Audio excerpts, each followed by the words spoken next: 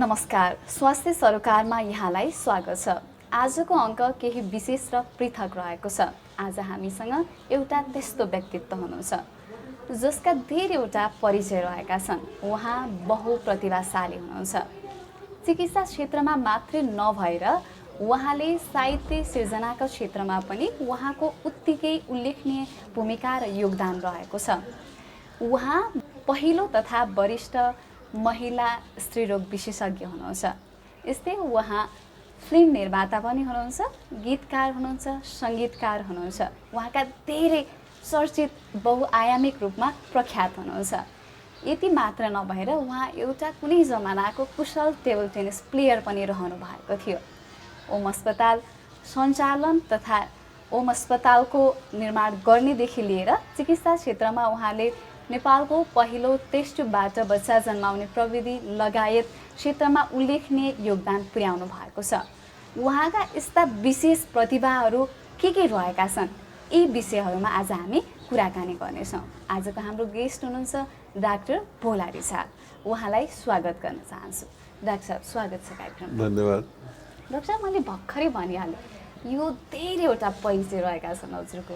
एउटा चिकित्सक जस्तो एउटा पेसामा व्यस्त र संवेदनशील पेसामा आबद्ध भइसके पश्चात पनि कसरी यति धेरैवटा परिचय सम्भव भयो त भनेर आम जनताहरूको चासोको विषय पनि रहेको छ। कसरी सम्भव भयो होला यो? धन्यवाद सबैभन्दा पहिले त। र पहिले तपाईँले नै भनिसक्नुभयो कि यो धेरै विषयहरू कसरी सम्भव भए। वास्तवमा म अहिले पनि झन्डै 18 घन्टा जस्तो म काम गर्छु। यो मेरो ढाडको अपरेसन स्पाइन सर्जरी टर्कीमा भएपछि मैले धेरै कम गरेँ। यो वर्ष दिनदेखि अलिकति कम भएको छ। नभएदेखि मैले झन्डै 14 घन्टा रेगुलर चिकित्सा पेसामा लगाएर पनि बाँकी रहेका समयहरूमा चाहे गीत लेखन होस्, चाहे गायन होस्, चाहे सङ्गीत होस्, चाहे चलचित्र निर्माण होस्, होइन, यी सब कुराहरूमा मेरो समय खर्चिने भएकोले गर्दाखेरि सम्भव त हुन्छ। तर यो इन्ट्रेस्ट चाहिँ अथवा यो सम्भव चाहिँ कसरी भयो भन्ने सब धेरैजनाले सोद्धाखेरि यो चाहिँ मेरो एउटा, म चिकित्सक हुनुभन्दा अगाडि नै म लेख्थेँ, म गाउँथेँ, होइन।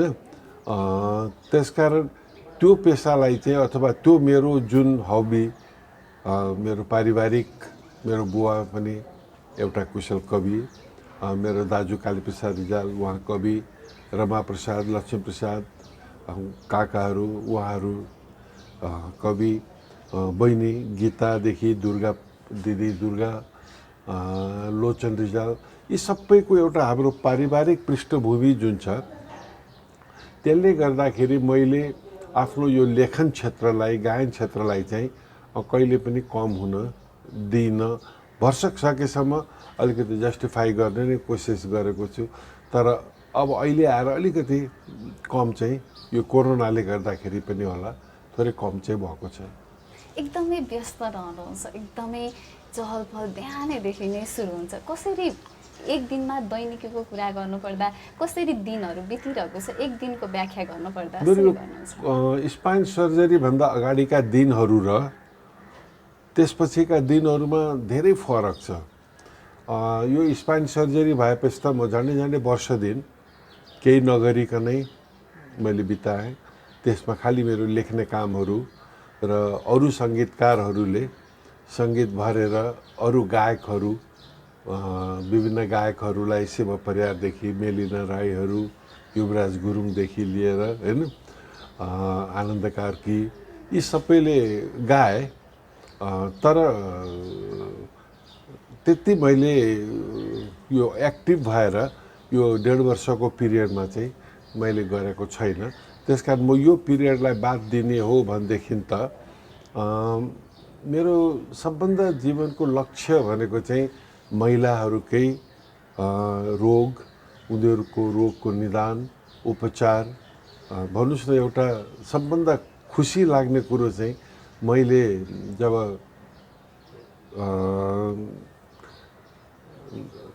1989-90देखि यो महिला जुन अकालमा मर्थे हैन, अनसेफ एबोर्सनलाई चाहिँ सेफ एबोर्सनमा कन्भर्ट गर्नुपर्छ।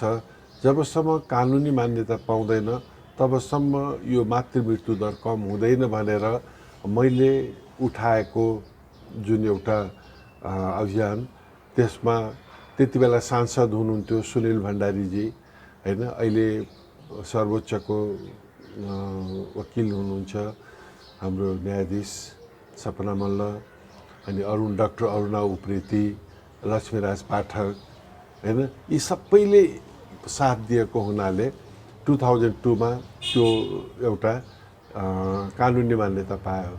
अब मेरो लागि त्योभन्दा ठुलो गर्वको विषय अरू केही हुनै सक्दैन। त्यसमाथि मैले जब 1960मा हाम्रो नेपाली 2060 मा चाहिँ जब ओममणि तामाङको पहिलो जन्म भयो हैन, त्यो मेरो लागि राष्ट्रको लागि मात्र नभएर संसारकै लागि नेपालमा जसरी हामीले आइभीएफ सुरु गरेर सफलता पायौँ हैन, त्यो एउटा अर्को गर्वको विषय हो। त्यस्ता धेरै कुराहरू छन्। मैले सबभन्दा मलाई खुसी लाग्ने चाहिँ नेपालमा म जब फर्किएँ 1982मा स्पेसली पोस्ट ग्रेजुएट गरेर, त्यति बेला कस्तो एउटा दिक्क लाग्ने, नराम्रो लाग्ने एउटा सबैको मनमा, स्पेसल्ली महिलाहरूको मनमा बच्चा नहुनु अथवा निसन्तान हुनु, त्यस्तो भयो भने के गर्ने त मैले, यो त भगवानको दिएको श्राप हो, त्यसकारण हामीले यसमा केही पनि गर्न मिल्दैन भन्ने, अनि उनीहरूलाई बाँझीको सङ्ख्या दिएर बिहान बिहान मुख हेर्न हुँदैन भन्ने, पानी छोइदियो भनेदेखि पनि अछुत जस्तै गर्ने, त्यो जुन थियो नि, त्यो पीडाले वास्तवमा मलाई धेरै सतायो। अनि मैले त्यो अहिले आएर यति वर्षपछि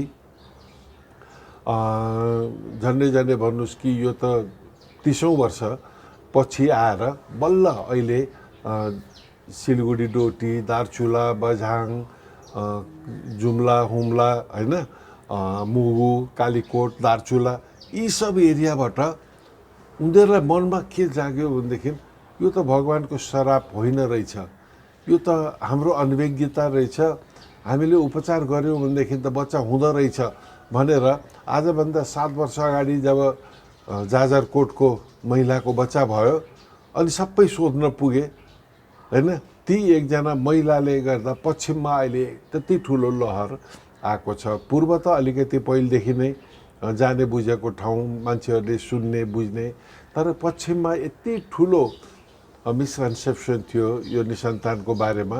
अब त्यो चाहिँ अहिले थोरै गर्दै भ्रम चिरिँदैछ। अनि मलाई खुसी लागिरहेछ कि अब म रहे पनि नरहे पनि अब मेरा जुन पछि आउने जति पनि चिकित्सक साथीहरू हुनुहुन्छ, उहाँहरूले चाहिँ अब यसलाई निरन्तरता दिनुहुन्छ र जहाँबाट जो आए पनि उहाँहरूको उपचार कुनै न कुनै प्राविधिबाट हुन्छ र हुनु पनि पर्छ भन्ने जुन एउटा छ, यसलाई चाहिँ उहाँहरूले अब अगाडि बढाउनुहुन्छ भन्ने मलाई विश्वास छ। डाक्टर साहब, 2060 साल त अब धेरै पहिलाको समयमा यो टेस्ट विधि प्रविधि नेपालमा भित्राउन कस्ता किसिमका कठिनाइहरू आइपरे, कस्ता थिए? होइन, यो धेरै नै त्यो सानो चित्तले बोसो पग्लिँदैन भने जस्तो नि हैन, अचानोलाई नै थाहा हुन्छ खुकुरीको मार कस्तो हुँदो रहेछ भन्ने कुरो। मैले जब ढाकाबाट पोस्ट ग्रेजुएट गरेर आएँ नि, मैले ढाकामा जे विकराल रूप देखेँ हैन, मेरो प्रोफेसर टी चौधरीकै अन्डरमा मैले काम गर्दाखेरि, अनि त्यो ढाकाको भन्दा हाम्रो स्वास्थ्य स्थिति अझ खराब थियो। अनि मलाई लागिहाल्यो कि यहाँ त केही न केही गडबड छ। अनि उता फर्केर आएर हामीहरूले यो ट्युब जोड्ने, जसको ट्युब बन्द हुन्छ बच्चा नभएर त्यो ट्युब जोड्ने काम मैले सुरु गरेर पहिलो बच्चा पनि मेरै हातबाट टिचिङ हस्पिटलमा हुँदाखेरि 2045 सालमा उसले जन्म लिएको हो। अनि त्यसपछि म अलिकति अझै चिन्तित थिएँ र मैले के सोचेँ भनेदेखि यो जबसम्म हाम्रो यो ट्युब जोड्ने बाटा पनि जब हामी अर्को स्टेपमा जाँदैनौँ, अहिले हामीहरू अरूमा जाँदैनौँ, तर कमसेकम नेपालमा टेस्ट ट्युब बेबी चाहिँ भइदियो भनेदेखि हामीहरूले अर्को सफलता हासिल गर्न सक्छौँ भन्ने सोचेर त्यतिखेर 2046 सालमा ओम अस्पतालको जन्म भयो होइन। त्यहाँदेखि हामीहरू मेरा अरू साथीहरूलाई पनि लिएर हामीहरू यो टेस्ट ट्युब बेबी नेपालमा भित्र्याउँ भनेर हामीहरू धेरैजना लाग्यौँ होइन। त्यसमा डाक्टर उमा श्रीवास्तव भयो, सुशीला श्रेष्ठ भयो, मीरा ओझा भयो, इन्दिरा उपाध्याय भयो, टिचिङ हस्पिटलका हाम्रा डाक्टर ज्योति शर्मादेखि doctor Asma Rana, doctor Supatra Koirala, doctor Luisa, हामीहरू यसरी हामीहरू लाग्दै जाँदाखेरि त्यो अब सम्भव अहिले छैन भन्ने भइरहेको बेलामा म एकपल्ट हेरेर आउँछु इन्डियामा भएको ठाउँमा। म 7 दिनको एउटा तालिम पनि भयो भने लिन्छु भनेर अनि म कलकत्ता गएँ। कलकत्तामा त्यतिखेर राम्रोसँग यो टेस्ट ट्युब बेबीहरू भइरहेको थियो डाक्टर बिएन चक्रवर्तीको क्लिनिकमा।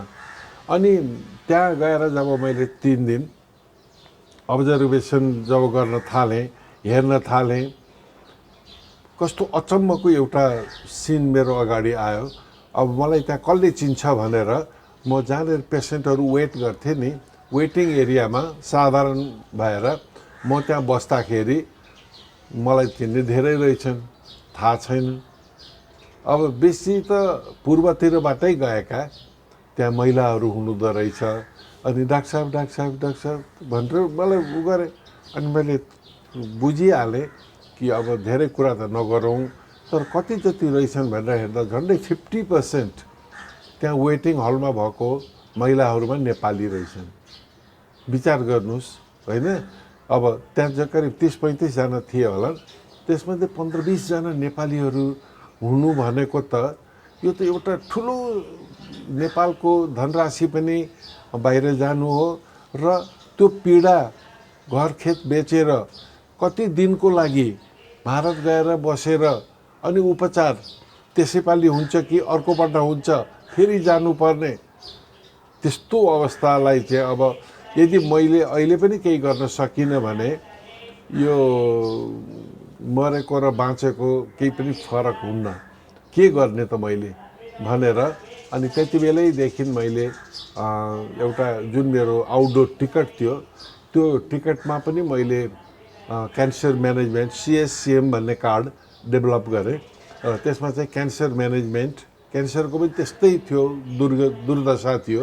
अनि सब फर्टिलिटी सेन्टर भनेको बच्चा बच्ची नभएकोहरूको लागि अलिकति त्यो जब कार्डहरू गाउँ गाउँमा पुग्थ्यो अनि मान्छेहरूले हेर्दाखेरि पनि केही निसन्तानहरूको लागि पनि केही नयाँ खुलेछ भनेर सोध्नेहरू हुन्छन् भन्ने मनमा लाग्यो।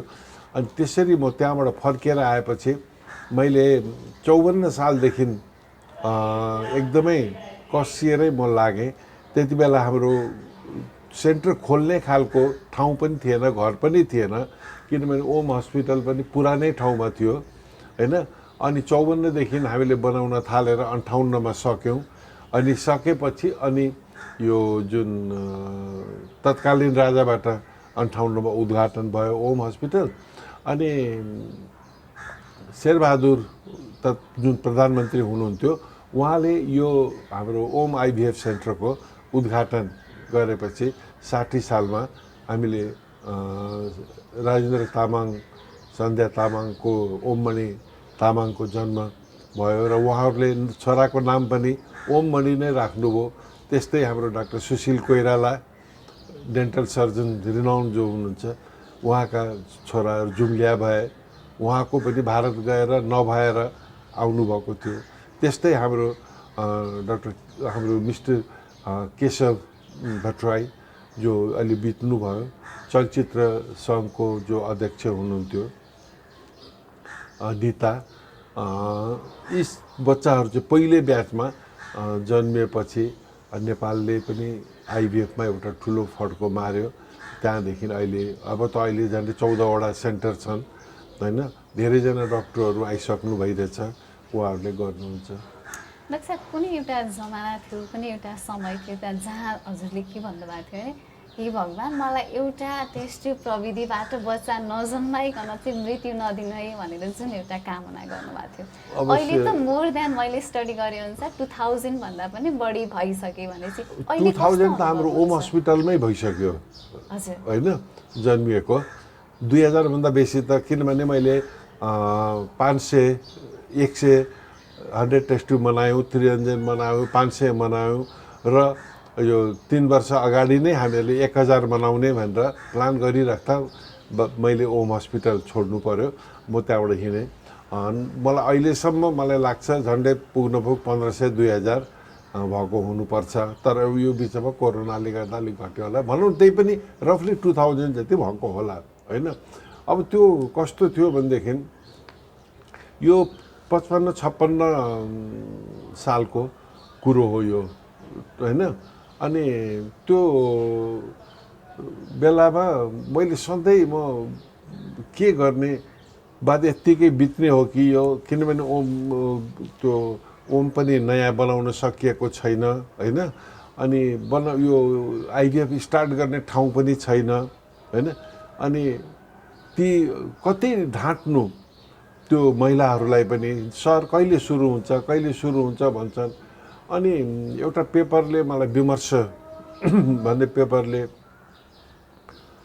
सोध्नुभयो, सोद्धाखेरि मैले भनिरहेथेँ यस्तै गरेर बा मेरो जीवन बित्ने हो कि हे भगवान् मलाई एउटा पनि टेस्ट ट्युब बच्चा नजन्माइ चाहिँ मृत्यु नदेऊ भनेर मैले भनेको कुरालाई पेपरले एकदम राम्रोसँग हेडलाइन के लेखेको थियो भनेदेखि डाक्टर रिजाल एउटा टेस्ट ट्युब बच्चा जन्माएर मर्ने रे भनेर।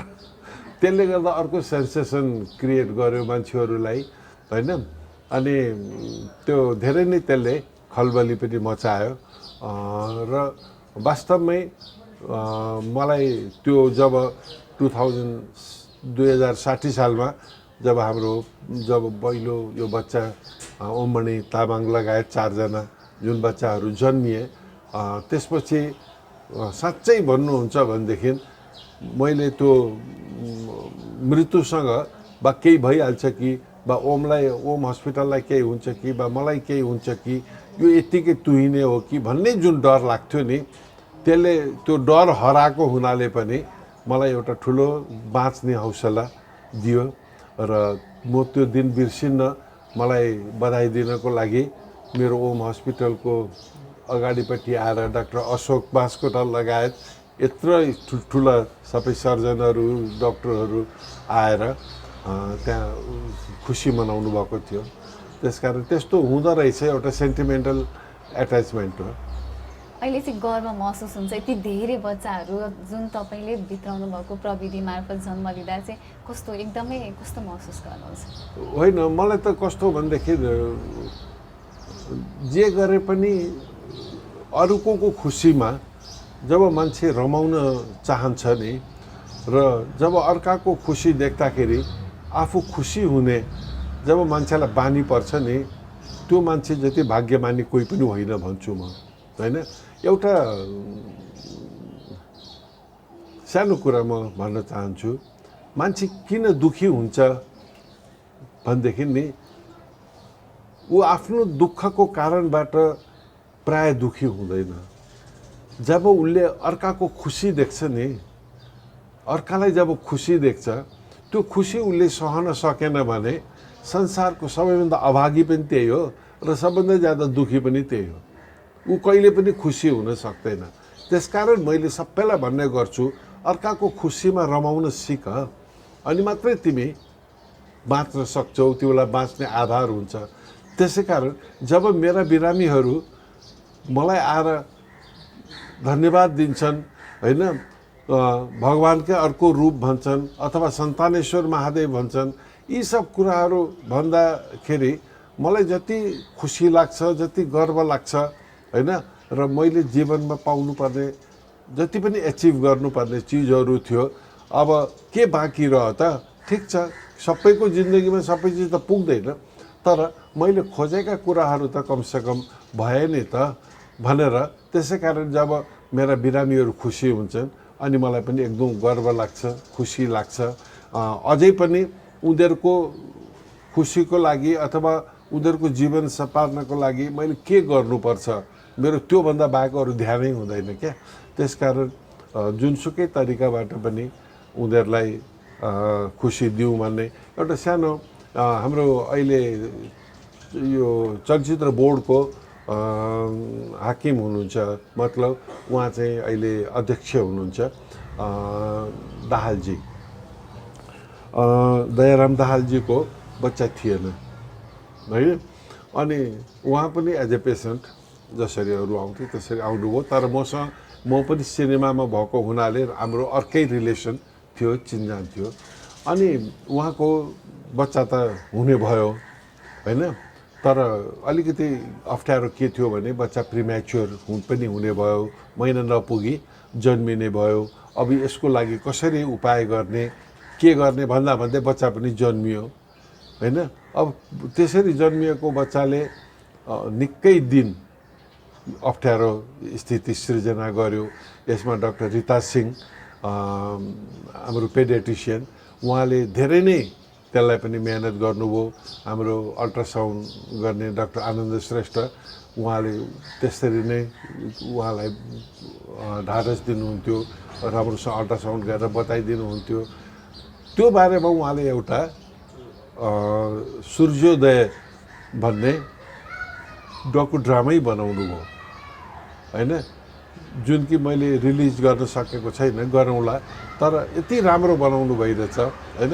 त्यस कारण यी सब कुराहरू कस्तो हुन्छ भनेदेखि त्यसको माने उहाँलाई एउटा बच्चा जुन जोगाउनको लागि अथवा पहिले त नहुने अनि भइसकेपछि अप्ठ्यारो होइन, त्यो जुन स्थिति देखाउनु भएको छ। अनि यस्ता यस्ता मान्छेहरू, यस्ता यस्ता हाम्रा साथीहरू जो हुनुहुन्छ, यिनीहरूले बाहिर गएर पनि त्यस्तै कुराहरू गरेका हुनाले आज धेरै नै हाम्रो गाइनोकोलोजिस्ट साथीहरू इन्करेज भएर यो विषयमा लाग्नु भएको छ। यो सबै यिनै कार्यहरूको मैले सोचे जस्तै नै भनौँ प्रतिफल हो। आजभन्दा यो 20-21 वर्षभन्दा अगाडि नै जुन यो गर्भपतनलाई एउटा लिगल रूपमा लैजानुपर्छ भनेर हजुरले आवाज उठाउनु भएको थियो, त्यो बेलामा निकै टिका टिप्पणी पनि आएको पाइन्छ। त्यो बेलामा यदि लिगल रूपमा यो गर्भपतनलाई एबोर्सनलाई नगरिएको भए आज कुन अवस्थामा महिलाहरूको अवस्था कुन हुन्थ्यो होला? किनभने अझै पनि अवैधानिक रूपमा गर्भपतन गर्नेको सङ्ख्या त धेरै त्यही बेलामा बढिरहेको थियो र यो मोर्टालिटी रेट अब म्याटर्नल मोर्टालिटी रेट बढी भएकै कारणले गर्दा हजुरले आवाज उठाउनु भएको थियो। अहिलेको अवस्था कहाँसम्म पुग्थ्यो होला यदि यो सक्सेस नभइदिएको भए? मैले जति दुःख पाएँ नि, मैले यो एबोर्सनलाई लिगलाइज गर्नुपर्छ भनेर पहिलोचोटि 82-83 राइजिङ नेपालमा इन्टरभ्यू दिएँ। त्यसपछिदेखि म यसमा लागै भएँ होइन। त्यसपछि 2002 यसले लिगालिटी पनि पायो होइन, र हामीले एउटा कानुन पनि बनायौँ होइन। तर अहिले आएर फेरि यो कानुनमा जुन चेन्ज भयो नि, मलाई आफैलाई कस्तो हिन्नेरी महसुस भइरहेको छ कि हामीहरू नै हो यो बनाउने होइन। यत्रो कानुन बनाउनको लागि हामीहरूले लड्यौँ, तर हामीलाई एक शब्द पनि नसोधिकन यो 22 हप्तालाई 20 हप्तासम्मको जुन एउटा लिमिटेसन हुन्छ अन्तर्राष्ट्रिय जगतमा, त्यसलाई बढाएर 28 हप्ता गर्दाखेरि पनि होइन, हाम्रो चाहिँ एक शब्द पनि त्यसमा सोधिएन पनि, राखिएन पनि। त्यसको लागि मलाई किन मैले त्यतिखेर यो उठाएर मैले त्यत्रो ठुलो रिस्क लिएर, मलाई त कसैले फाँसी हाल्नुपर्छ, यो यत्रो इलिगल कुराहरू गर्छ, यसरी असंवैधानिक कुराहरू गर्छ होइन। यसले गर्दाखेरि भनेर मैले 32वटा त मैले राउन्ड टेबल कन्फरेन्सहरू मात्रैमा भाग लिएर सबैको मन चित्त बुझाउनु पर्थ्यो, चाहे त्यसमा धार्मिक कुराहरूसँग जोडिएका एथनिक सामाजिक होइन कति चिजहरू थिए। त्यस्ता राउन्ड टेबलहरूमा त्यत्रा डिस्कसनहरूमा त्यसमाथि पनि त्यो माओवादीको बिगबिगीको बेलामा कतै जान पनि डर लाग्ने बेलामा पनि हामीहरूले त्यो कुरालाई गऱ्यौँ। तर अहिले आएर चाहिँ जुन एउटा प्रतिफल हामीहरूले सोचेका थियौँ कि यो मातृ मृत्यु दर चाहिँ निकै ड्रास्टिकल्ली यसको कारणबाट भएको चाहिँ घट्नुपर्छ भनेर हामीहरू सोचेका थियौँ, त्यो चाहिँ चाहे विदेशी दबावको कारणबाट होइन अनसेफ एबोर्सनलाई जुन सेफ एबोर्सनमा कन्भर्ट गर्ने भन्ने जुन थियो त्यसलाई अर्कै तरिकाबाट, चाहे यो औषधिहरूको मिसयुजको कारणबाट होस्, चाहे यो इमर्जेन्सी कन्ट्रासेप्सनहरूको युजबाट होस् होइन, अथवा विदाउट कुनै पूर्वाधार, विदाउट कुनै एउटा स्ट्यान्डर्ड मापदण्ड नपुगिकन यो जुन एबोर्सन गर्दाखेरि जुन इन्फेक्सनहरू अहिले पनि भइरहेका छन् होइन, नजान्ने मान्छेले गरेर अहिले पनि जे भइरहेका छन् त्यसले गर्दाखेरि चाहिँ म जुन लिगलाइज भयो त्यसलाई मैले दोष दिएको होइन, दोषी हामीहरू हौँ कि त्यो भइसकेपछि पनि हामीहरूले जसरी एउटा निगरानी गरेर यसलाई चाहिँ एकदम सही तरिकाबाट मूल्याङ्कन हुनुपर्ने हो, सही तरिकाबाट लागू हुनुपर्ने हो, सही तरिकाबाट यसको उपादेयता चाहिँ जनताले पाउनुपर्ने हो, त्यो नपाएकोमा कता कता अलिकति चित्त दुख्छ, चित्त चाहिँ दुखेको छ। म त यति भन्छु। यही प्रसङ्ग जोड्दै अब अलिकति हामी ओम अस्पतालको कुरा गरौँ। ओम अस्पताल भन्ने बित्तिकै यसको स्थापना गर्नेदेखि यसको चर्चा चुलिनेसम्मका सबै श्रेय हजुरमाथि नै जान्छ। त्यो अस्पताल निर्माण गर्नुपर्दाका कठिनाई चुनौतीहरू कस्ता रहेका थिए जुन चाहिँ आम जनताले जान्नै पर्ने रहेको छ, के छन्? होइन, म हाम्रो एउटा एसोसिएसन पनि हामीहरूले गठन गरेका थियौँ, association of private health hospital, association of private health hospital भनेर। यो चाहिँ 2043-44 को कुरा हो। म 39 सालमा नेपाल फर्किएको पोस्ट ग्रेजुएसन गरेर, त्यतिखेर म शिक्षण अस्पतालमा म एसोसिएट प्रोफेसर थिएँ। हामीले अस्पताल प्राइभेट सेक्टरमा हुनुपर्छ भन्ने रियलाइज चाहिँ मलाई कतिखेर धेरै नै भयो भनेदेखि, जतिखेर म टिचिङ हस्पिटलमा जम्मा 2 दिन काम गर्न ओटी गर्न पाइन्थ्यो। एक दिन डाक्टर सानुमैया दली, उहाँ प्रोफेसर, म एसोसिएट प्रोफेसर, 2टा युनिट थियो हाम्रो। अनि उहाँले एक दिन अपरेसन गर्दाखेरि 5-6वटा अपरेसन गर्ने, मैले अर्को दिन गर्न पाउँदाखेरि मङ्गलबार र बिहिबार हामीहरूले बाँडेको थियो। अनि मेरोमा 5-6वटा 6-7वटा मेरोमा हुने। त्यस्तो गर्दाखेरि हाम्रो जुन अपरेसन टाढाबाट आएको लिस्ट थियो नि, त्यो चाहिँ धेरै परसम्म पुग्यो। अनि यहाँ आएर बस्न पनि नसक्ने, खर्च पनि धेरै हुने, बरु त्यही पैसामा त्यही सुविधा दिन सकियो भनेदेखि हामीहरूले सेवा दिन सकिन्छ भनेर विशुद्ध सेवाको भावनाले नाम पनि ओम राखेर हामीहरूले त्यसरी सुरु गऱ्यौँ। त्यसमा अलिकति पनि पैसा कमाएर म ठुलो हुन्छु, म धनी हुन्छु भन्ने मलाई कहिले पनि लागेन। र त्यसमाथि पनि मेरो प्रोफेसरै ढाकाको प्रोफेसर टिए चौधरीले मलाई हिँड्ने बेलामा गुरु मन्त्र सबै चिज सिकाइसकेपछि दिएकै, doctor Rijal never run after money, late money run after you भनेर त्यसरी भनेको हुनाले म जहिले पनि त्यही फलो गर्थेँ र गर्छु पनि आज पनि। त्यसकारण हामीहरूले जस्तो शिक्षण अस्पतालमा एउटा क्याबिनमा बसेर अपरेसन गर्दा 10,000 12,000मा सबै सकिन्थ्यो भनेदेखि मैले पनि त्यही 10,000 12,000 14,000मा यहाँ सकियोस्, खालि उनीहरूलाई त्यो टाइम चाहिँ गरौँ भनेर त्यो भावनाले हामीहरूले जम्मा 8वटा कोठा 8वटा बेड राखेर हामीहरूले हस्पिटल सुरु गऱ्यौँ। त्यति बेला अब सुरु गर्दाखेरि त मसँग कोही पनि थिएन। आइडिया लिँदाखेरि डाक्टर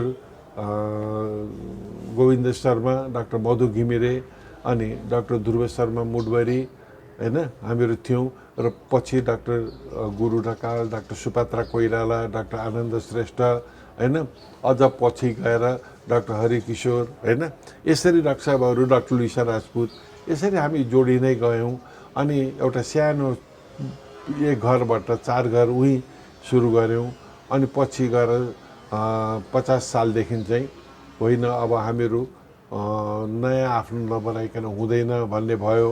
अनि किनभनेदेखि त्यति थोरैमा सबैले काम गर्दाखेरि अलिकति महँगो पनि हुने मान्छेलाई र त्यो भइसकेपछि धेरै अपरेसन पनि गर्न नसकिने, ओटी पनि जम्मा एउटा थियो अनि भ्याउन पनि गाह्रो पर्ने। त्यतिखेर म शिक्षण अस्पतालमा म निर्देशक थिएँ, म डाइरेक्टर थिएँ त्यो आन्दोलनको बेलामा। त्यसकारण अनि हामीले नयाँ बनाउने सोच पनि राख्यौँ। राख्दाखेरि अनि 54 सालबाट सुरु गरेर अनि 58 सालमा हामीले सक्यौँ। त्यति बेला मलाई साथ दिने धेरै अरू साथीहरू पनि हुनुहुन्थ्यो होइन, नन मेडिकलको साथीहरू पनि, प्रकाश दाई लगायत उहाँहरूले चाहिँ यो बनाउने भनेपछि हामीहरू साथ जान सक्दैनौँ भन्नुभयो, छोडेर जानुभयो। तर मेडिकलका, नन मेडिकलका अरू धेरै साथीहरू थिए जो सँगसँगै आउनुभयो होइन, र हामीहरू आजसम्म पनि सँगै छौँ। डाक्टर साहब, अब हामी यो 50-60 को दशकतिर 50-60 वर्ष अगाडि फर्केर हेरौँ न, यहाँको बाल्यकाल कसरी बितेको थियो, कसरी हुर्किनु भयो, त्यसको बारेमा छोटो अनुभवहरू सेयर गरिदिनुहोस् न। अनि मेरो नाम भोला भनेरै मेरो ग्रान्डफादरले राख्नुभएको हो होइन। उहाँ एउटा धार्मिक प्रवृत्तिको, पूर्वको सिबुवाको रिजाल भनेपछि धेरै तरिकाबाट उहाँहरू एजुकेटेड पनि होइन। त्यो एजुकेसन उहाँले कहाँबाट पाउनुभयो, भगवान्ले दिनुभयो कि आफै जान्नुभयो। बङ्गालीका कविताहरू, श्लोकहरूदेखि लिएर होइन, बेला बेलामा अङ्ग्रेजी पनि फाटफुटदेखि लिएर अनि नेपाली, हिन्दीहरू, त्यस्तो खालको उहाँहरूमा मेरो फादरले पनि बङ्गालीको कविताहरू पढ्नुहुन्थ्यो होइन। अनि सायद मलाई लाग्छ पूर्वको यो दार्जिलिङतिरको, सिलगढीतिरको इम्प्रेसन पनि होला।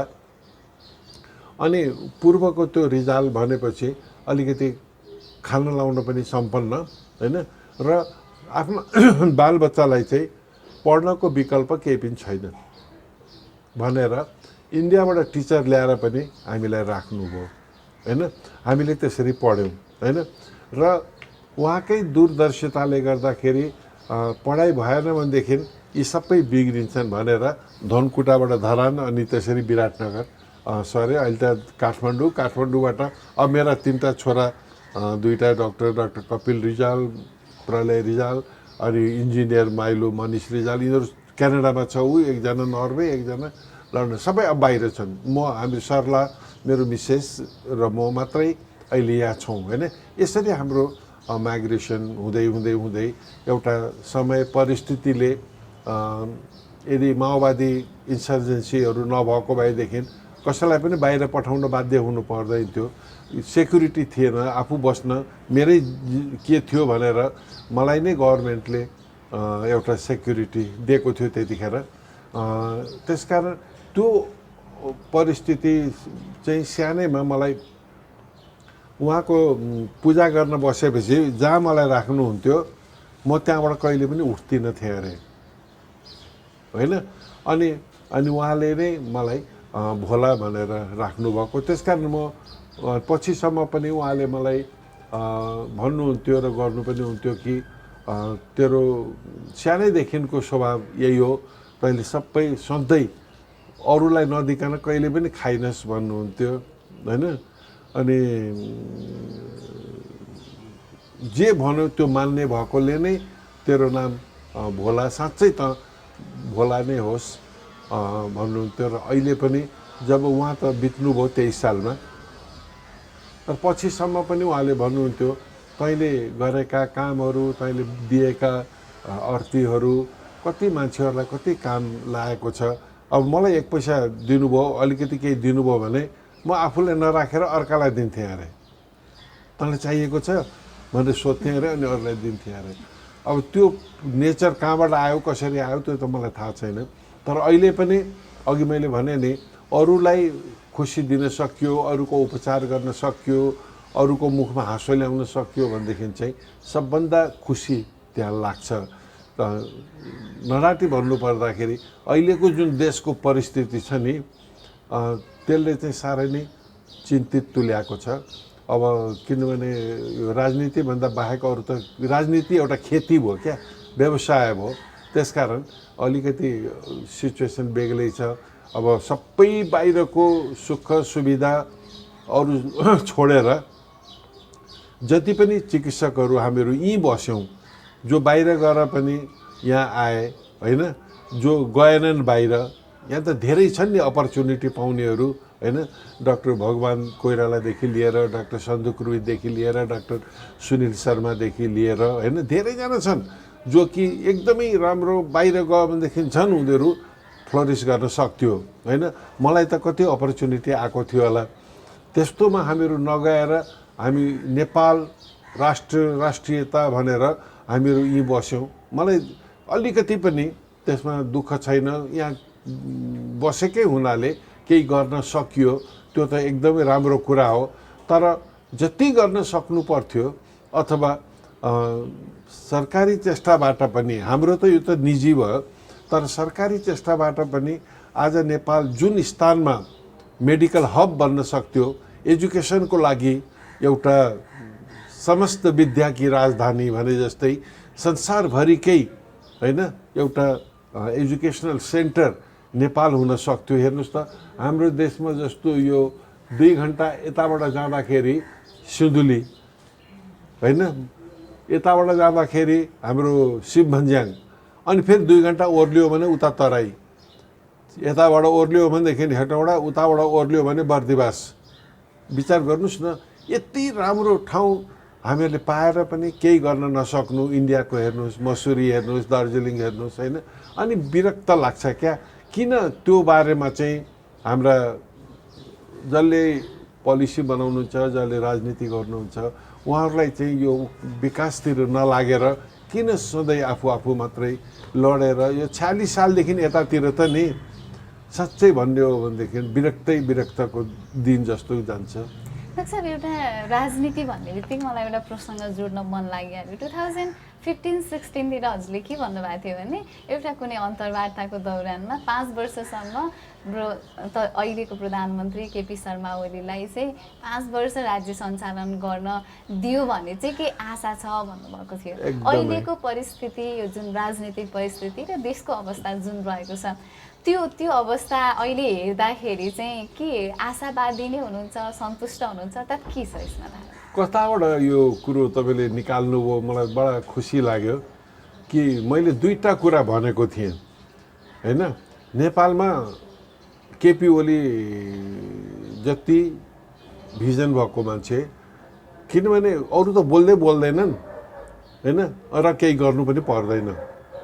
बोल्यो भने न त्यसलाई पुरा गर्नुपर्छ। त्यसकारण यो 5 वर्ष जुन अलमोस्ट 2/3 मेजोरिटी आएको छ होइन, त्यो जतिखेर नेपालमा नाकाबन्दीको सामना केपी ओलीले गरे र अहिले आएर जुन 2/3 को मेजोरिटी लिएर जसरी केपी ओलीजीले चाहिँ राज्य सञ्चालन गर्न खोज्नुभयो, यदि साँच्चै नै उहाँ राजनेता हुनको लागि होइन, म देशमा केही न केही गर्छु, गरेरै देखाउँछु भनेर यो विभिन्न सेक्टर हामीले मागेको के छ र? हामीलाई राम्रो स्वास्थ्य होस्, शिक्षा होस्, बस्ने ठाउँ होस्, खान पुगोस्। अब यत्रो यो कोरोनाको महामारीमा मान्छेले कोरोना भन्दा बरु खान नपाएर किन मर्ने भनेर कोरोनालाई अलिकति पनि नगरिकन उनीहरूले त्यति नेग्लिजेन्स गरे होइन। त्यसैले गर्दाखेरि आज 2000-3000 मान्छेहरू मृत्यु पनि भयो होइन। अनि त्यस्ता कुराहरू समेट्न छोडेर सधैँ यो जुन राजनीतिको जालो भयो, जसरी यो कोरोनाको पिरियडमा जति अग्रसर भएर एउटा पनि मान्छेहरू दमकबाट हिँडेको मान्छे बर्दिया पुग्नु पर्थ्यो, तर उसलाई वहाँ लैजाने चासो भएन होइन। र ती इँटा कुट्नेहरूदेखि गिटी कुट्नेहरूलाई कसरी खान दिने भन्ने चासो भएन होइन। त्यस कारण मलाई के लाग्यो भनेदेखि यो इन्टरनल जब कन्फ्लिक्ट बढ्छ अनि मान्छेहरूले केही पनि गर्न सक्दैन होइन। यदि त्यसैको परिणाम हो भने पनि मलाई भन्नु केही पनि छैन, तर देशको बागडोर सम्हाल्ने मान्छेले चाहिँ त्यति निरीह भएर काम गर्नु हुँदैन भन्ने मेरो धारणा। अझै पनि मैले के भन्छु भनेदेखि केपी ओली ले र एकताका अलिकति बाबुराम भट्टराईले होइन जसरी भिजनहरू दिए, कृष्णप्रसाद भट्टराईको एउटा भिजनले 48 सालको मेलम्चीको पानीका कुरा गरेको हुनाले आज भए पनि आउँदैछ होइन। अब केपी ओलीजीले गरेका कुरा पुगेनन् भनेर मान्छेहरूले तर्साएका छन्, धम्क्याएका छन् नि। म भन्छु आजको आज कुनै पनि चिज हुँदैन, तर कमसेकम सोच्यो भनेदेखि जस्तो भनौँ न नेपाललाई चाहिँ एउटा मेडिकल हब बनाउने, संसारभरिका मान्छेहरू नेपालमा ट्रिटमेन्ट गर्न आउँछन्, हामीले राम्रो गऱ्यौँ भनेदेखि होइन। अहिले हाइड्रोको कुरा गरे जस्तै एजुकेसन लिन यति मान्छेहरू यहाँ लालायत छन्, यति राम्रो वेदर कहाँ छ भन्नुहोस् न होइन। जुलाई अगस्ततिर जुन जुलाई अगस्तमा पनि यदि तपाईँ नगरकोट र शिवभन्ज्याङ जानुभयो भने कोट लगाएर कामिन्छ अझै पनि होइन।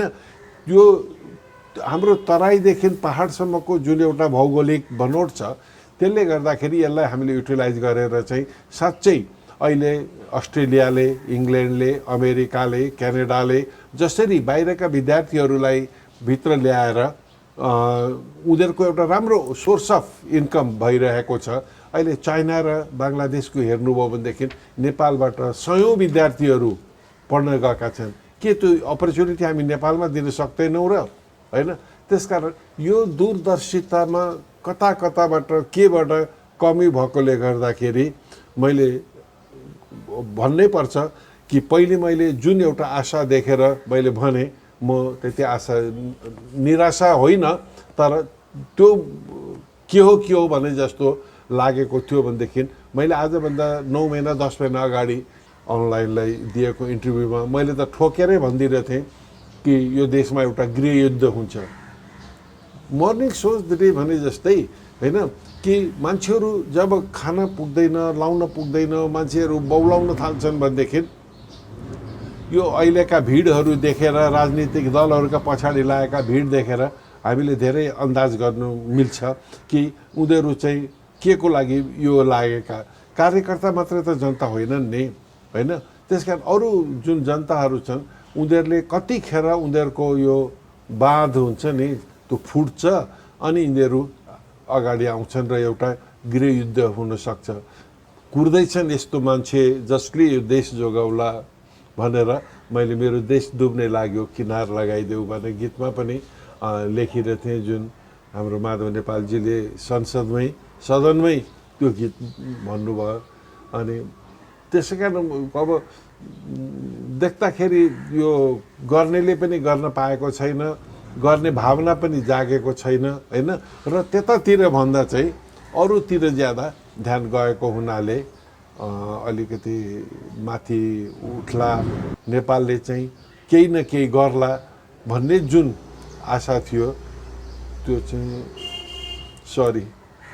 डाक्टर साहब हजुरले अब नगरेको काम र नगरेको क्षेत्र भनेको बिल्कुलै कम होला। यो त तपाईँ त एक जमानाको कुशल टेबल टेनिस प्लेयर पनि हुनुहुन्थ्यो, त्यो बेलाको नि अलिकति चर्चा होइन। म टेबल टेनिस प्लेयर मात्रै होइन, म वास्तवमा अब भिगरस स्पोर्ट्सम्यान होइन। अनि कुनै स्टेज त्यस्तो हुँदैन थियो जहाँ मैले गएर केही पर्फर्मेन्स नगरेको होस् होइन। चाहे गाउनमा होस्, चाहे लेख्नमा होस्। अनि विराटनगरमा हुँदाखेरि हामीहरूले हिमकला मन्दिर सुरु गरेका थियौँ भनेदेखि उतातिर हाम्रो स्पोर्ट्सको लागि हामीहरू बी डिभिजनमा हामीहरू फुटबल खेल्थ्यौँ र टेबल टेनिसमा मैले मोरङ जुन रनर्स हुनु पर्यो मेरो पार्टनरले गर्दाखेरि होइन। तर त्यतिखेर जुन एउटा उ थियो। अनि अहिलेको हाम्रो लक्ष्मण बस्नेत ट्रेड युनियनका जुन अध्यक्ष छन् ऊ पनि साइक्लिस्ट र म पनि जहिले पनि हामी फर्स्ट सेकेन्ड जहिले पनि हुने। अनि ट्र्याक इभेन्टमा पनि मेरो अलिकति रनिङ र पोल भल्टहरू जुन छ नि त्यसमा म अलिकति अगाडि नै थिएँ। मैले भन्न खोजेको के हो भने चाहे खेलकुद होस् चाहे गायन होस् जुनमा पनि युवाहरू सम्मिलित भएका कुनै पनि कार्यक्रमहरूमा त्यसरी जाने भएकै हुनाले आज पनि म धरानको पनि एलुमनाई, विराटनगरको पनि एलुमनाई। मैले 10 क्लास एसएलसी विराटनगरबाट गरेँ भनेदेखि 10 क्लाससम्म धरानमै पढेँ। जन्मे पनि धरानमा, हुर्किए पनि, बिए पनि सबै धरानमा। म सानै उमेरमा बिए पनि भयो। त्यसरी हामीहरू चाहिँ धरानमा हुर्किएर विराटनगर अनि त्यसपछि बनारसमा पढेर अनि ढाका मेडिकल कलेजमा गएको हो। डाक्टर साहबलाई एउटा गर्न मन लागेको चिज तर नगरेको केही छ, सबै क्षेत्रमा हात हाल्नु भएको छ, प्रख्याति पनि पाउनु भएको छ। अहिले तपाईँले कुरा गर्दा गर्दै मलाई अलिकति थोरै सेन्टिमेन्टल कताबाट केही भए जस्तो म आफै लागिरहेको छु। त्यस कारण धेरै म कुरा पनि म गर्न चाहन्न। मेरो चाहिँ कस्तो हो भनेदेखि नि मेरो डिक्सनेरीमा असम्भव भन्ने कुरा छैन हैन। मैले जे गर्छु अथवा जे चाहे मसँग शक्ति होस् नहोस्, मसँग पैसा होस् नहोस्, त्यो मेरो लागि केही पनि काउन्ट कहिले पनि गरेन, मेरो लागि कहिले पनि बाधक बनेन हैन। त्यसकारण म अहिले पनि आजको मितिमा पनि के भन्दैछु भनेदेखि नेपालको स्वास्थ्य स्थितिको लागि हामीहरूले केही गर्ने कि नगर्ने होइन, कसैले पनि केही सोचेन होइन। जति पनि यो विदेशीको इसारामा काम गर्नेहरू चाहे मन्त्री भए, चाहे सचिव भए, चाहे विभिन्न डाइरेक्टरहरू भए नि, त्यो चाहिँ नेपालीको लागि गर्ने कोही पनि आएन क्या। अथवा आएको भए पनि उनीहरूले गर्न पाएनन्। अनि उनीहरूले के गर्छन् त भन्दाखेरि विदेशीले जे भन्यो त्यही इसारामा उनीहरूले त्यो काम गर्न। मैले त जब हाम्रो 9th 5-year प्लानमा मलाई सम्मिलित गरेको थियो स्वास्थ्यको, त्यतिखेरदेखि मैले त लेखेरै दिएँ अबदेखि म कुनै पनि यो 5-year प्लानमा म सहभागी हुन्न। किनभने त्यो प्रोग्राम हाम्रो लागि हुँदै होइन। हाम्रो लागि यदि हामीले बनाएको प्रोग्राम हो भनेदेखि त हामीले हेर्नुपर्ने कहाँ दार्चुला, डोटी, बझाङ, सिलिगुडी, खोटाङ होइन, यो भोजपुर त्यतातिर हेरेर आज के भइसक्नु पर्थ्यो नि त होइन। खोइ हाम्रो रिजनल हस्पिटलहरू खोइ कहाँ छन्, हाम्रा जोनल हस्पिटलहरूको के दशा छ। हाम्रो डिस्ट्रिक्ट हस्पिटल हेर्नुभयो भनेदेखि त होइन अझै पनि कति डिस्ट्रिक्ट हस्पिटलमा सुँगुर राति पस्छन् थाहा छैन मलाई होइन। त्यसकारण मेरो चाहिँ धारणा के हो भनेदेखि म यो क्षेत्रको मान्छे भएको हुनाले मैले केही नसोचिकन मेरो जीवन चाहिँ यदि मैले नेपालको स्वास्थ्य स्थिति होइन लाई अलिकति अगाडि बढाउन सकेँ। अब नेपालका भन्नुहोस् न वीर हस्पिटल जस्तो, प्रसुति गृह जस्तो ठाउँ होइन, यिनीहरूलाई चाहिँ एउटा रेफरल हस्पिटलको हिसाबले बाहिर जान नपर्ने स्थिति आउनु पर्ने ठाउँमा अझै पनि वीर हस्पिटलमा गएका हाम्रा नेताहरूलाई अरू त्यहाँ सुविधा नभएर अथवा आँट नभएर अरू हस्पिटलमा, प्राइभेट हस्पिटलमा आएर अपरेसन गरिन्छ भनेदेखि कस्तो अहिले पनि यो दुःख लाग्दो कुरो हो क्या। त्यसकारण अहिले त कस्तो हुनु पर्थ्यो भनेदेखि हाम्रा सम्पन्न सरकारी अस्पतालहरू जति छन् नि, जुनसुकै जोनल हस्पिटल हुन् होइन, ती हस्पिटललाई चाहिँ नम्बर 1 बनाएर त्यहाँ ठाउँ पाएन भने मात्रै अनि बाहिर जानुपर्नेमा होइन उल्टो भइरहेछ होइन। त्यसकारण मेरो चाहिँ चाहे त्यो हेल्थ एजुकेसनको सेक्टरमा होस्, अब भन्नु शिक्षण अस्पतालमा जति काम गरियो, हामी जति विद्यार्थीहरू त्यहाँ उत्पादन गऱ्यौँ होइन, त्यो सुरुदेखि अब डाक्टर विश्वराज प्रसाईलाई कसले चिन्दैन र होइन, त्योदेखि लिएर आजसम्म उहाँ डाइरेक्टर हुनुहुन्थ्यो। त्यसपछि डाक्टर चन्द्रमास्के बित्नुभयो क्या अहिले बिचरा, अनि त्यसपछि म भएको होइन। त्यसरी चाहे त्यो मेडिकल एजुकेसनको कुरा गरौँ, हेल्थ एजुकेसनका कुराहरू गरौँ होइन, चाहे त्यो सर्भिसका कुरा गरौँ, चाहे रिसर्चका कुराहरू गरौँ, यो चाहिँ एउटा ओझलमा परेको, यो चाहिँ आफ्नो सब्जेक्टको होइन भनेर हो कि थाहा छैन मलाई, तर जति यो अगाडि बढ्नु पर्थ्यो त्यो नबढेको देख्दाखेरि र विदेशी चलखेलमा चाहिँ यो बढ्नलाई एउटा बार हालेको छ होइन। त्योभन्दा माथि जान दिँदैन। हामीलाई प्रिभेन्सनको नाउँमा बाहिरबाट आएको पैसा होइन 85% उनीहरूले नै लैजान्छन्, अनि बाँकी रहेको 10-15-20% हामीलाई खर्च गराएर एउटा ललिपप खुवाए जस्तो गरेर गइरहेका छन्। म त के भन्छु भनेदेखि हामीले कसैसँग पनि हात माग्नुपर्ने जरुरतै छैन। हामी आफ्नै स्रोत साधनबाट जे गर्न सक्छौँ गरौँ न होइन। किन यी सबै ठुल्ठुला अपरेसनहरू प्युठान र खोटाङमा हुँदैनन् होइन? त्यहाँको मान्छे ल्याउँदा ल्याउँदा किन मर्नुपर्ने? यत्रो वर्ष भइसक्यो कराएको, तर सधैँ त्यही छ। त्यसकारण गर्न नसकेको काम भनेकै आफू पोलिसी मेकिङ बडीमा जान पाइएन होइन। सायद यताको बेफुर्सदीले होला होइन, अथवा आफू त्यो लायक छु भन्ने त्यो लेभलको मान्छेहरूले ठानेन होला। किनभनेदेखि त्यो ठान्न पनि त भिजनै चाहिन्छ फेरि होइन। कसलाई लिएर काम गर्ने, के भयो भने कसको एडभाइस लिने भन्ने कुरो पनि हुन्छ। त्यसकारण त्यो नभएको हुनाले अब त्यो नभइकन त्यस्तै हुँदै बित्ने हो कि यो जीव थाहा छैन मलाई।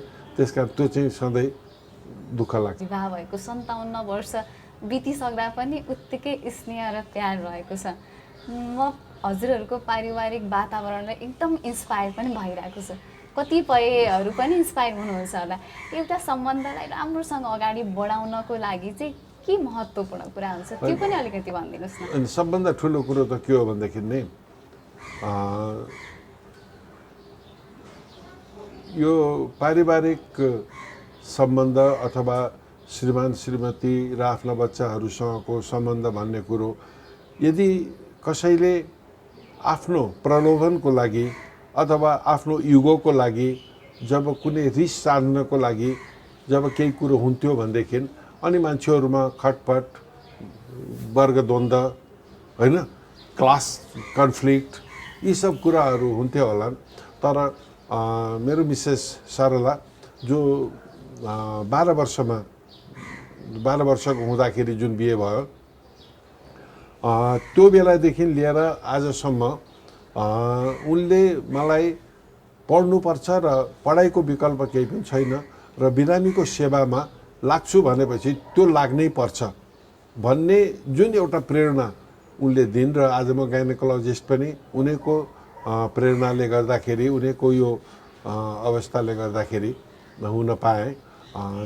त्यसपछि आएर पछिका दिनहरूमा हामीहरू दुवैजना हाम्रो श्रीजी च्यारिटेबल ट्रस्ट छ एउटा, स्वामी कमलनयनाचार्य को सङ्कल्पमा सुरु भएको, त्यसको हामीहरू ट्रस्टी हो।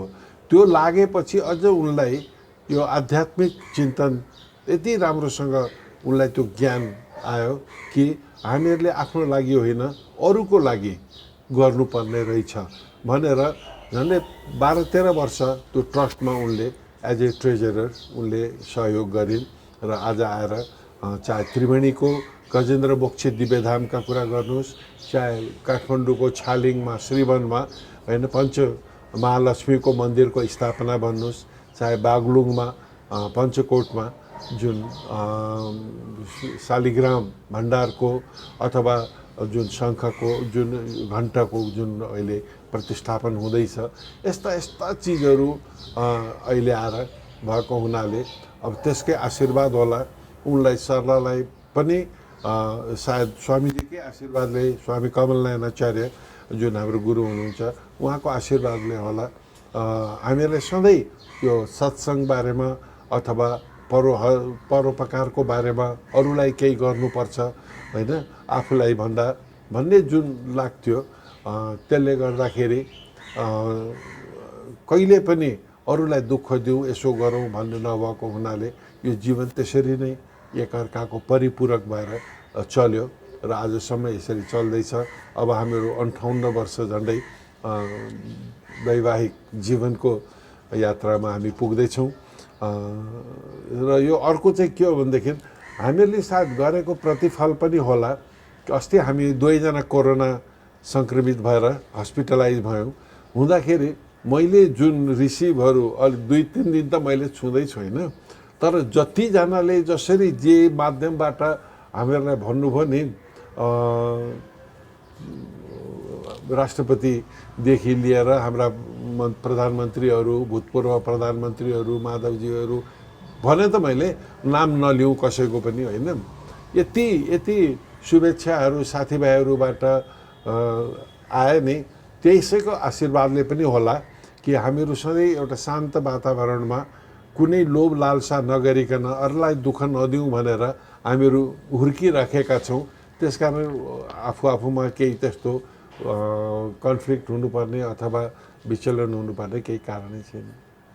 कतिजना छोरा हुनुहुन्छ हजुर कति मिस गर्नुहुन्छ सबैजना बाहिर नै हुनुहुन्छ कति धेरै मिस हामी वी रियली मिस देम होइन अब मेरो जेठो छोरो कपिल रिजाल ऊ पनि मेरै पद चिन्हमा अहिले लन्डनमा इज द डक्टर राम्रो गर्दैछ उसलाई त्यहाँ ऊ अहिले ब्रिटिस च्याम्बर अफ कमर्सको अध्यक्ष पनि उही छ होइन र ऊ गाउन मात्रै त्यति गाउँदैन नभए लेख्नेदेखि लिएर फिल्म निर्माणहरू गर्नमा ऊ पनि छ उसको मिसेस पनि त्यस्तै राम्रो डक्टर हो सी इज अनि 2टा छोरीहरू छन् छोरी पनि डक्टर भइसकी एउटा कान्छी छोरी छ बल्ल अब ग्रेजुएसन गर्दैछ उसले and she so beautiful she sing so nice होइन सी इज ए ड्रमिस्ट माइलो छोरो ऊ भेरी गुड सिङ्गर होइन ऊ इन्जिनियर हो उसको श्रीमती पनि एकदम बौद्धिक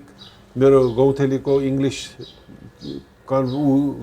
लिरिक टु लिरिक ट्रान्सलेसन उनीहरूले गर्यो अनि उसका छोरा र एउटी छोरी उनीहरू पनि एकदमै ट्यालेन्टेड छन् एकजनाले त यसपालि ग्रेजुएसन पनि गर्यो कान्छो छोरो नर्वेमा छ उसका त सानै छन् 2टा छोराछोरी ऊ त झन् स्टेज आर्टिस्टै हो ऊ पनि एउटा स्टेज आर्टिस्ट हो उसले पर्फर्म राम्रो गर्छ जो गए पनि उसलाई नचिन्ने कोही पनि छैन यहाँ उनीहरू भइदिएको भएदेखि हामीहरू एउटै अझ त्यस किसिमको माहौल झन् राम्रो हुन्थ्यो एकले अर्कालाई चलचित्र पनि निर्माण मैले छोड्नु पर्दैन थियो होला अहिले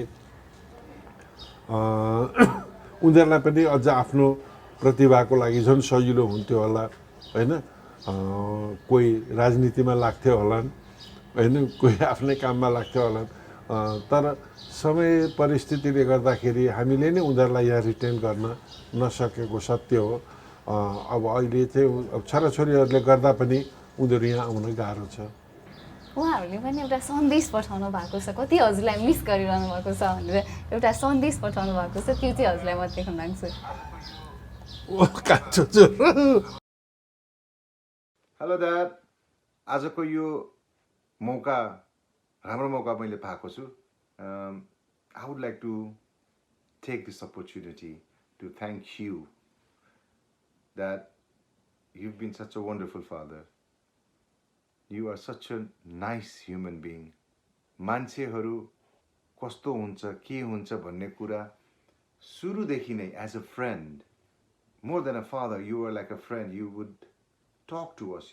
We could share our things with you.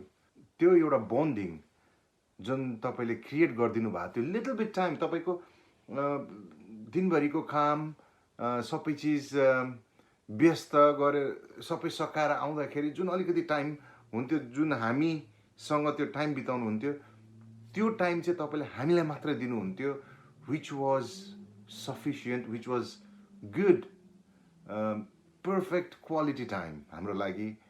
I'm so happy. I love you very much and I wish, I pray to God that हरेक जन्म मैले पाउँदा हजुरकै छोरा भएर जन्मिन पाऊँ and hopefully one day I'll make proud. I love you dad and I have a surprise for you. अब उनीहरूले express गर्ने त यो छँदैछ होइन यो चाहिँ के हो भनेदेखि it's a part of feeling होइन उसले जति भन्न सक्यो नि त्योभन्दा पनि अझ डेप्थ किनभनेदेखि हामीहरूले आफ्ना छोरा बुहारीहरूलाई छोरा बुहारी नबनेर छोरी होइन र छोराहरूलाई पनि छोराहरू नबनेर एज ए फ्रेन्ड हामीले त्यो जुन किसिमको एउटा माहौल सृजना गऱ्यौँ जसरी उनीहरूलाई चाहिँ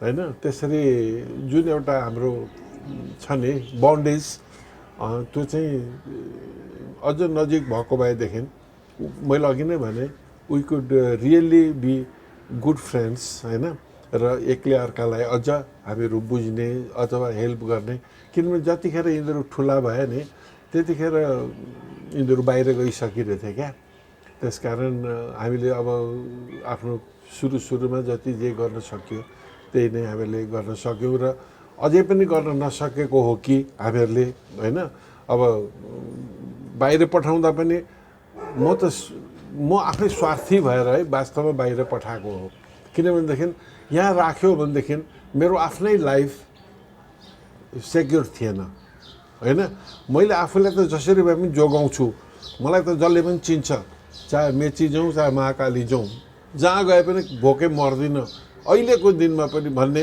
त्यति गर्व विदेशमा पनि होइन तर अरूलाई जोगाउनु भनेको धेरै ठुलो कुरो थियो त्यतिखेर होइन दिनभरि काममा गएर बेलुका फर्किँदाखेरि वा घरमा केही भइरहेको छ कि भन्ने सधैँ त्यही डर हुन्थ्यो त्यसले गर्दाखेरि बाहिर पठाउनु परेको मात्रै हो नभएदेखि यति सबैजना सँगै बसेर गर्नुपर्ने ठाउँमा आज यसरी छुट्टिएर बस्नुपर्ने थिएन जक्सा अब हामी कार्यक्रमको अन्त्यतिर आइसकेका छौँ पक्कै पनि हामीले समेट्न चाहेका धेरै कुराहरू हामीले समेट्न सकेनौँ किनभने हजुरको प्रख्यातिको क्षेत्रहरू धेरै रहेका कारणले गर्दा र हाम्रो समय सीमाको कारणले गर्दा पनि हामीले छोटो र थोरै रूपमा समेट्न पाएका छौँ तैपनि आफ्नो व्यस्तताको बेला पनि हामीलाई समय दिनुभएकोमा हजुरलाई धेरै धेरै धन्यवाद तपाईँहरूलाई पनि धेरै धेरै धन्यवाद स्वास्थ्य सरोकार रे टिभीको आज सायद यो मेरो पहिलोचोटि भेटघाटमै